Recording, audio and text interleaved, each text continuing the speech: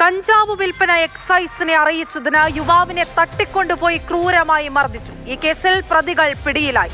യുവാവിനോടുള്ള വൈരാഗ്യത്തിൽ പ്രതികൾ യുവാവിന്റെ തല മൊട്ടയടിച്ചെന്നും പരാതിയുണ്ട്.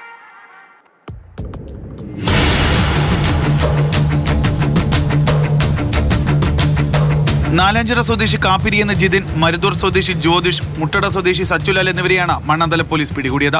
കഴിഞ്ഞ തിങ്കളാഴ്ചയാണ് മെഡിക്കൽ കോളേജ് സ്വദേശിയായ അബ്ദുള്ളയെ 6 സംഘ വിമാനത്താവളത്തിന് സമീപത്തു നിന്ന് ബലമായി പിടിച്ചുകൊണ്ടുപോയത്. രാത്രി 11 മണിയോടെ ബൈക്കിലെത്തിയ പ്രതികൾ അബ്ദുള്ളയെ ഭീഷണിപ്പെടുത്തി ബലമായി ബൈക്കിൽ കയറ്റി നാലാഞ്ചിറയിലെത്തിക്കുകയായിരുന്നു. 2 പേർ കയറിയ ബൈക്കിൽ നടുക്കിരുത്തിയാണ് അബ്ദുള്ളയെ നാലാഞ്ചിറ കുരിശടിക്ക് സമീപത്തുള്ള ഒഴിഞ്ഞ സ്ഥലത്തെത്തിച്ചത്.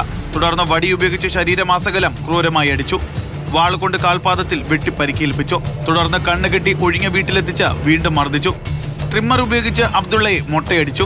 ഒരു രാത്രിയിലെയും പകലിലെയും ക്രൂരമായ മർദ്ദനത്തിന് ശേഷം ചൊവ്വാഴ്ച വൈകുന്നേരം മുറിഞ്ഞപാലത്ത് ഇറക്കി വിട്ട സംഘം രക്ഷപ്പെട്ടു.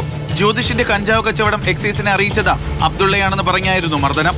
പിടിയിലായവർ കഞ്ചാവ് അടിപിടി കേസുകളിൽ പ്രതികളാണ്. 1-ാം പ്രതിയായ കാപ്പിരി ജിതിൻ 1 വർഷം മുൻപ് കാപ്പ കേസിൽ ജയിൽ ശിക്ഷ അനുഭവിച്ചയാളാണ്. ഈ കേസിൽ ഇനി 2 പേരെ കൂടി പിടികൂടാനുണ്ട്.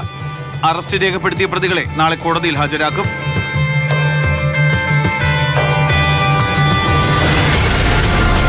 മാതൃഭൂമി ന്യൂസ്, തിരുവനന്തപുരം.